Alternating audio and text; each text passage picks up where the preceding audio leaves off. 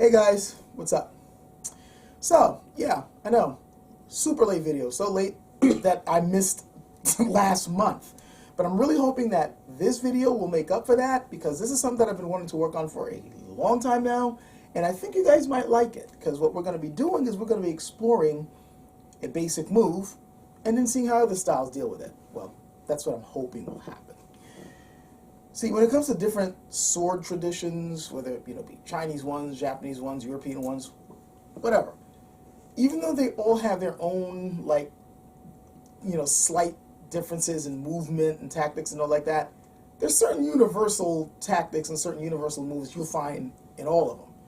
And one technique that I see in almost every single last sword art is the overhead strike. Whether it be like this, straight down, or whether it be more like, going in a diagonal from like right to left or left to right. I see that everywhere. So what I wanted to do is I'm going to, with my son here, demonstrate a couple of counters that I've seen, or at least I've been trained in the different, sword traditions that Chinese sword styles and forms that I've learned. I wanted to demonstrate some of the counters. And then I wanted to kind of like pass this on to somebody else from a different tradition to see what they would do, like their counters for the same move. And we can kind of like do a little bit of contrasting and comparing on like how they deal with it, what works, what doesn't work, why they do it that way, and so on and so forth. And also keep in mind that I don't consider myself an expert at all. So I might be doing some mistakes here. If there's somebody else from, who happens to use Chinese straight sword, the Jian, who was like, what, this could have been done better, or, well, in our school we do it this way. Feel free. I'm kind of like doing an old school YouTube thing here, where it's like I put out a video and then you guys like react and kind of show off your stuff. So what we're going to do now is he's going to demonstrate an overhead strike, and I'm going to show a couple of different counters. And I'll demonstrate why we do them that way. So the most basic counter that I was shown for an overhead strike that's coming in from his perspective, from right to left, for me it would be coming in from high left to low right, like that. So basically, if I was going to be doing it on him, the overhead strike would be coming in, boom, and just kind of cross the body, boom, and end up there. So that particular overhead strike, the most basic move that I was taught, all right, now we're going to demonstrate it here, is basically A guard. So he's going to demonstrate, he's going to do the overhead strike on me, and I do my A guard. Now right away I want to show you something. When he does that, I don't just stand here. This doesn't really do me much help, because he's going to strike, I just stand here. I mean, maybe it might slide off there, but I'm still kind of on target, and he can do that before I can retaliate, or we might end up with a double death. So instead, if he's going to come at me again, I shift. Now he kind of like didn't really do an overhead strike there. He just kind of did a jab. So from here, I wouldn't be able to do the counter. I'd have to quickly like step back or do something else. But if he was actually doing a committed overhead strike, I got that. See? That's what I'd be able to pull off from the A. Now notice, do that strike again. I turn to the side. The way I do it is right foot, and then left, which pivots me this way. I could turn into it, but what I'm really doing is positioning myself so I have a better angle to do the strike in, from here to here. So once again, I'll demonstrate it like that. That's basically how it's done. There's another slight change you can do with that, where instead of going right, left, ready? All right, so you ready? Let's go. All right, let's do it again. Now, I don't know if you guys saw the difference with that one. I'll do it again. We'll do it slow. Go again. Instead of going right then left, I went left then right. This one's a little bit trickier, and I like doing that more against thrusts, but it still works with the A guard, because you're still turning. It's kind of like a hidden step. You're doing a hidden step, or like I could call it a phantom step. Do it again. There, I'm off. And then this gets me even closer to nullify. So if he's coming in like that, he just missed a strike and he's trying to redirect. When I come in and step in, since I'm a little bit closer, I can maybe even cover his hand if I'm close enough. I like that step a little bit better. You can use it for a lot of things, but right now we're just doing the overhead. So that's the most basic one.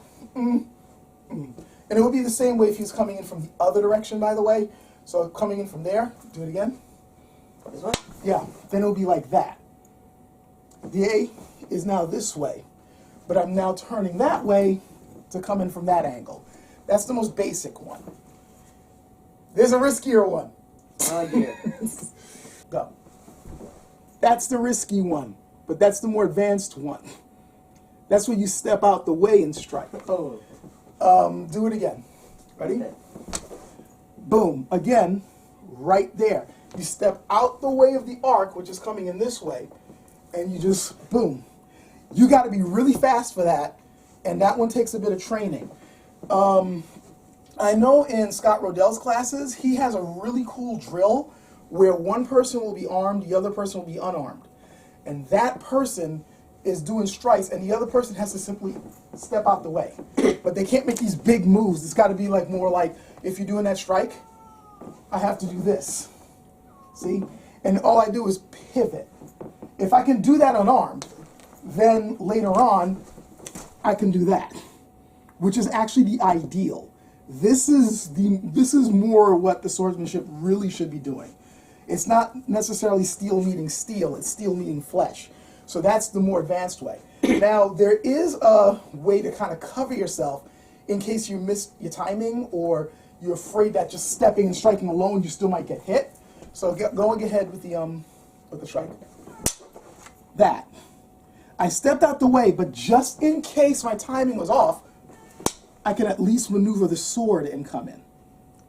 So that's the other way, where you move and either here or move, stir it, and then come in from the other direction.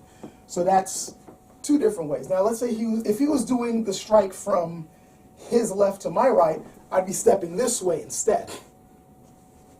And again, it's all about that footwork. See, that I went with the A guard, but I could also stir it. All right, so you're going to be coming in from this way. So what I could do instead of, remember, when he's going this way, I stepped like that. Now he's coming in from this direction, and you got to be quick enough to step like that. Now, I did sort of an A guard to defend, but notice the point's back this way, so he might be able to retaliate faster.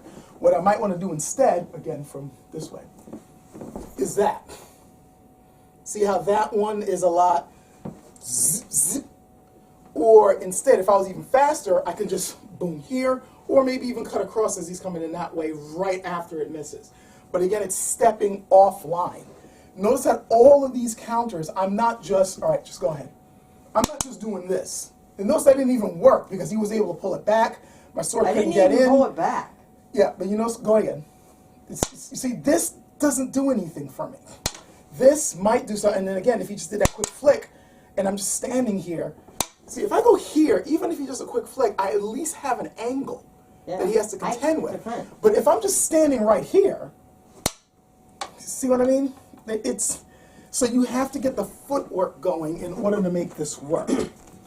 So that's basically two ways to counter an overhead strike with the sword traditions that I was taught, you know, the Chinese sword stuff. Again, I'm not saying I'm an expert at this. And I'm quite certain there are some people here who are like, what the hell? Go ahead and point it out. This is more of an exchange. I'm doing this just more to demonstrate, you know, basically how my style would deal with something like that. Either it's going to be a very quick kind of like slide off parry into a counter, or it's just going to be stepping offline and instantly countering instead of trying to meet the blade. And if I do have to meet the blade, it's just going to be a quick check before coming in. So that's how we do it. I am now going to send this out to Skallagrim. I already told him about this. So I would like to see how he would be dealing with overhead strikes, whether it's come from this way, and we just do a little bit of contrasting and pairing and so on. So I hope you guys like this one. I've been wanting to do this for a while. It's only now that I was able to finally pull this one off. Hope you guys found it interesting or even entertaining, and I'll catch you guys later.